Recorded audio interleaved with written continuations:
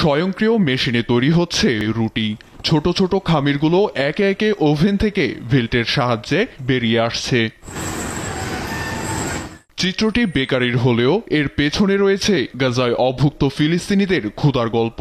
টানা 11 সপ্তাহ সীমান্তে ত্রাণ আটকে থাকার পর বৃহস্পতিবার নামমাত্র 9 ট্রাক ত্রাণ এসে পৌঁছায় গাজার দের আল বালাতে।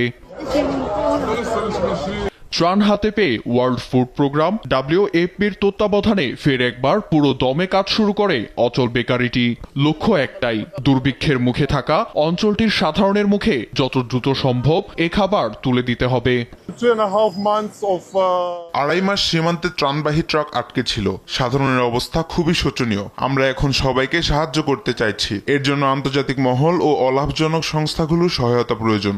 to continue to bring humanitarian. দক্ষিণের এই অঞ্চলটিতে বেকারিগুলোর কার্যক্রম চালু হলেও উত্তরাঞ্চলে এখনো পৌঁছাতে পারেনি ত্রাণবাহী ট্রাক। এতে সে অঞ্চলের গাজাবাসীদের নিয়ে দুশ্চিন্তার শেষ নেই।